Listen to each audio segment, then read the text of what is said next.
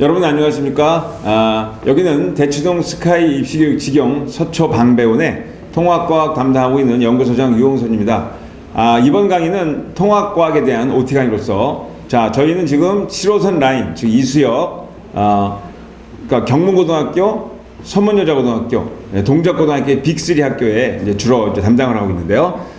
전년도 같은 경우도 대부분 이제 통합과학 성적이 거의 반 이상이 우수하게 이제 1등급 나온 그런 결과가 있는데요. 아무튼 학교별 맞춤 개인별 쪽집 강의입니다. 그래서 지금 현재 통합과학은 매우 중요한 과목으로서 중3도 해당하죠. 그래서 중3과도 따로 지금 현재 개설돼서 또 신규로 개설할 예정이니까 통합과학에 관심 있고 또 통합과학에 1등급 내신을 원하시는 분들은 이번 강의를 통해서 어떻게 우리가 준비하고 있는지 또 개인별 맞춤 수업은 어떻게 하고 있는지 거기에 대해서 이제 한번 보시기 바랍니다.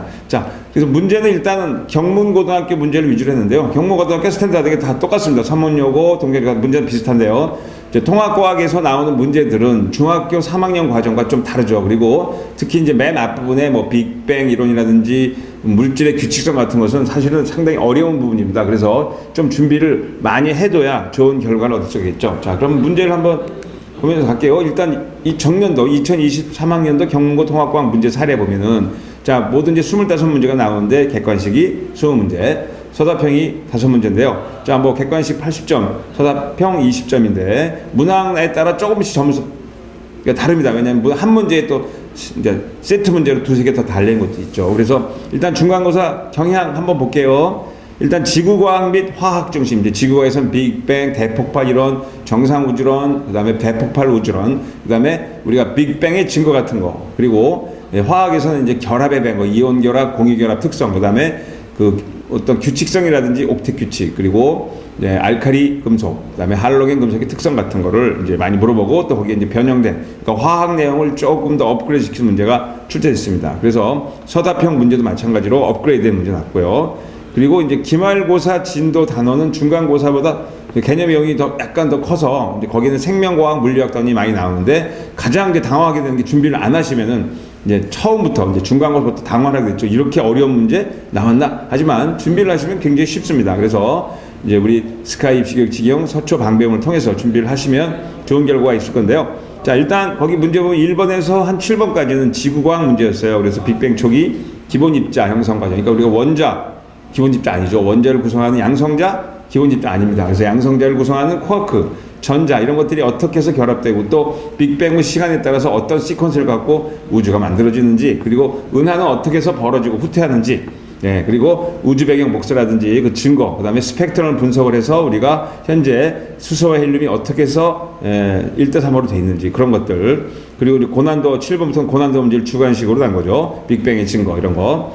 8번부터 17번은 화학 단원인데요. 이제 주기율, 그리고 알칼리 금속, 수소 제외하고 리튬, 나트륨, 칼륨 이런 것들 물과 반응하는 과정. 그다음에 할로젠 원소. 할로젠이라는 뜻은 알다시피 그 아랍어로 소금이라는 뜻이죠. 소금이 되기 쉬운 거. 그래서 염소, 불소 같은 것들, 플로린, 클로린에 대한 특성들, 그리고 거기 이온 결합과 공유 결합의 특성. 그래서 이온 결합은 전기화학적 특성이 어떨까? 공유 결합은 어떤 공유 결합은 거의 전류가 안 흐르는데, 그죠? 그런 전기 전도성에 대한 문제, 그리고 이제 분석해서 우리 알칼리 금속의 특성과 할로겐 원소, 그 다음에 화학결합의 특성을 분석하는 그런 문제들이 출제됐고요. 18번, 20번은 화학 단원에서 신소재, 초전도체, 그 다음에 여러 가지 이제 우리가 자연을 모방한 신소들 있죠. 이런 것들. 그런 것도 나왔고요.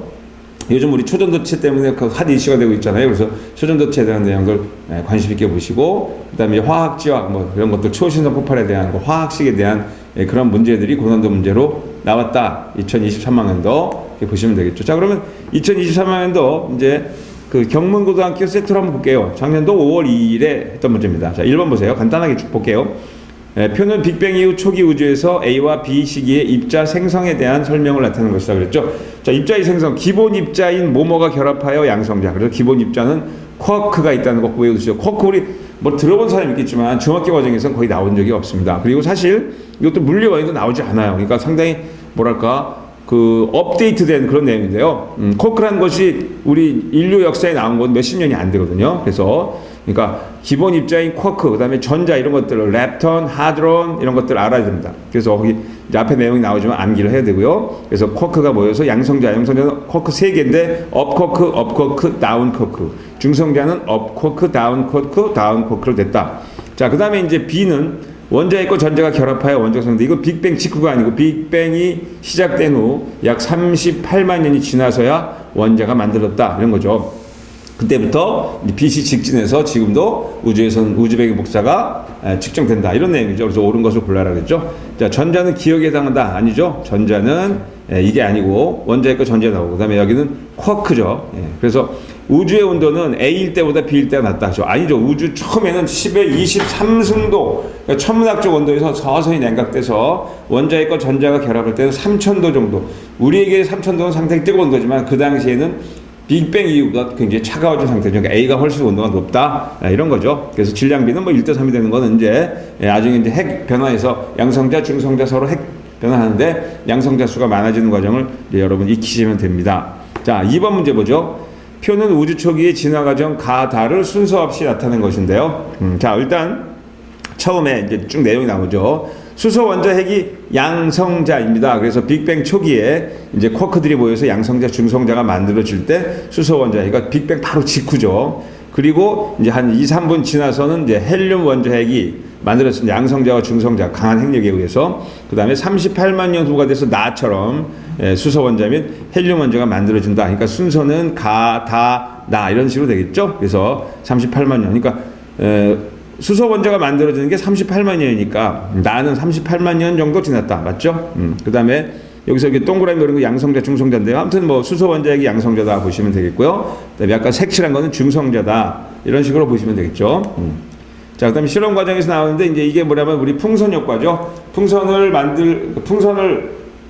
사자마자 점을 일정하게 찍어요. 그리고 풍선을 불면은 부은 데서부터 멀리 있는 점이 더 빨리 멀어지죠. 공간이 빨리 벌어지기 때문에 멀리 있는 은하일수록 더 빨라진다. 그래서 후퇴 속도는 멀리 있는 은하일수록 빨라진다 라고 보시면 되겠죠. 자, 그래서 별이 아니고 은하 사이에 거리가 멀어지죠. 우리 은하 사이의 별들은 멀어지지 않는다. 그래서 멀어지면은 다플러 효과에서 적색 편의가 생성된다. 뭐 이 정도 내용만 암기하시면 무지하게 쉽게 풀 수가 있습니다.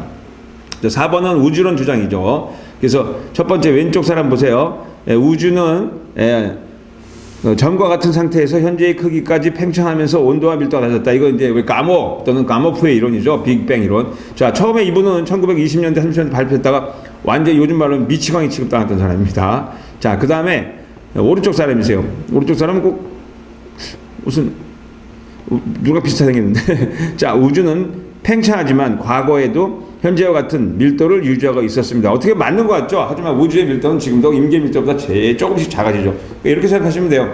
여러분이 지금 25평짜리 집에 살고 계시는데 식구가 5명이었어요. 근데 아버지가 약간 투자를 해서 자, 2배 50평짜리 집으로 갔더니 갑자기 식구가 5명에서 10명으로 늘어나요. 말이 됩니까? 그럼 밀도가 같은 거죠. 10명으로 늘어나요. 그러니까 우주가 생긴다. 이거 말이 안 되는데 1960년대까지도 이 사람들 오른쪽 B라는 사람들이 아인슈타인, 홀 이런 사람들이 박박 요즘 말로 우겨갖고 빅뱅 이론 학자들을 무시했습니다. 그렇지만 1964년에 이제 펜지우스, 윌슨 이런 사람들이 우주배경 복사를 발견함으로써 이제 B 이론은 이제 사라지게 됐죠. 자, 그런 내용들을 보시면 되고요.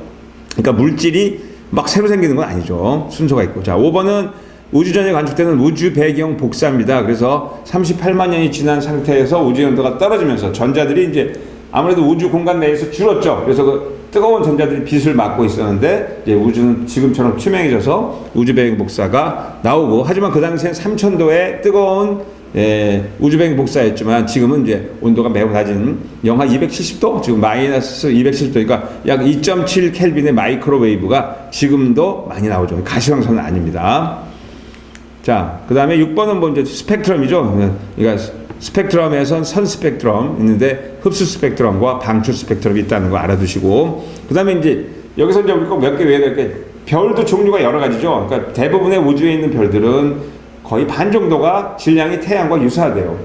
그리고 대부분은 태양보다 질량이 훨씬 크거나 아니면 아주 일부가 태양보다 좀 작죠. 그래서 태양보다 작은 별들도 있죠. 갈색 외성이라는 게 있지만 그거는 별로서는 별로 중요하지 않습니다. 그런데 태양보다 질량이 8배, 10배 큰 별들 또는 10,000배 큰 별도 얼마든지 있죠. 그래서 태양보다 질량이 큰 별들은 자, 진화하는 과정이 다르죠. 그래서 수소와 헬륨을 했지만 점점 이제 나중에 탄소, 산소까지 만들어지고, 그건 태양과 질량이 비슷한 별이고, 태양보다 질량이 훨씬 큰 별들은 철까지 만들어지고 초신성 폭발한다. 뭐 이런 내용, 그런 것들을 아시면 되겠어요. 그러니까 별의 진화 과정을 질량에 따라 외우셔야 됩니다. 자, 그 다음에 이제 드디어 화학물도 나왔죠. 주기율표. 자, 주기율은 요즘 말하면 이제 우리 멘델레예프가 1800년대 후반, 1864년이죠. 그때 64종의 원소를 발견했는데, 그때는 이제 무게순으로 했어요. 하지만 1900년대 초에 이제 모듈리 박사가 그것을 양성자 순으로 해서 지금의 현대 주기율표 옥텟 규칙을 만족하는 걸 했죠. 그래서 이제 우리는 처음에는 2개, 그 다음에는 8개의 옥텟 규칙을 만족한다라고 되어 있죠. 자, 그래서 뭐 18조 원소처럼 아이너트 가스 같은 건 더 이상 이제 우리가 이온이 되지 않는 그런 상태. 자, 9번 같은 문제는 이거 나왔을 때는 주기율표 1번부터 20번까지 외워두시고, 우리 때 이렇게 세로로 외웠어요. 근데 자, 봐봐. 이럴 때는 A, B 쓰지 말고 A에다가 봐. 수소. B에다가 뭘 쓰면 리튬. 이렇게 빨리 써야겠죠? 그리고 C에다는 뭘 써야 돼요? 자, 여기 보면 리튬에서 쭉 써갖고 16번 산소 이렇게 써갖고 원소를 하시면 되겠죠. 그죠? 그래서 금속이 뭐냐? 자, 금속 원소는 대부분이, 그러니까 원자번호 1번이 수소 빼고 대부분 왼쪽에 있죠. 네, 그걸 생각하면 됩니다. 그래서 이온 상태에 되면 바닥 상태의 전자 배치 뭐와 같다. 이제 바닥 상태와 들뜬 상태 같은 걸 이제 구분해서 공부하시면 되겠고, 그 다음에 이제 여기 보면은 중성 원자가 이온이 되는 거, 양이온이 될 때 음이온이, 양이온이 되면 아무 전자를 잃으니까 껍질이 줄어들죠. 음이온이 되면 전자가 늘어나서 이제 우리가 반지름이 커지는 과정을 보시면 됩니다. 그 다음에 이제 화합물, 이걸 이제 그림으로 봐서, 아, 이게 뭔가 이렇게 이제 봐야겠죠. 그래서 뭐 이게 A는 양이온인데 전자를 읽어보면 몇 번인지 나오잖아요. 그렇죠? 그럼 읽어갖고, B는 뭐 당연히 산소, 전자. 그래서 이렇게 어떤 이온이 문들어서 화합물이 어떻게 됐는지 이런 것들을 읽어서 공부하셔야 되겠죠. 준비하시면 돼요. 그래서 안쪽에 2개 있을 때, 그다음에 8개 있을 때, 그래서 헬륨, 네온, 아르곤 이런 식으로 옥텟 규칙을 만족하는 과정을 보시면서 답을 하시면 되고, 12번도 마찬가지 화학계란 모양. 그래서 똑같이 해서 원자과 전자의 수, 원자과 맨 바깥 전자의 수를 읽으시면 되겠고, 그 다음에 13번도 알칼리 금속 나트륨 이온이 이제 뭐와 반응할 때, 그죠? 나트륨이 누가 반응할 때, 그러니까 염소 이온과 반응해서 뭐가 된다, 뭐 이런 식으로 하면 되는데, 여기서 기억과 니온에서 이제 그 원소의 기호를 써갖고 하는 거죠, 그렇죠?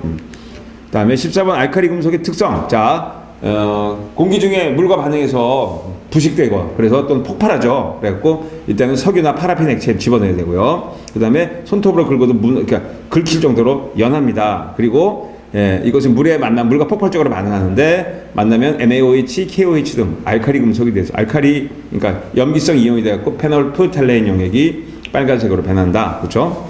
그 다음에 이것도 마찬가지 15번도 이제 그 원소들, 화학 원소를 쭉 써갖고 이제 수소 뭐 써갖고 보이겠죠? 그래서 뭐 Y는 뭐 6개니까 탄소니까 이런 것들을 모아서 뭐다 금속이냐 아니냐 이렇게 따지면 되겠죠. 그래서 고체 W는 또 금속이면은 연성, 뽑힘성 이런 거 있다는 거, 그리고 금속이면 전기도성이 있다는 거, 이런 것들을 설명하시면 되겠고요.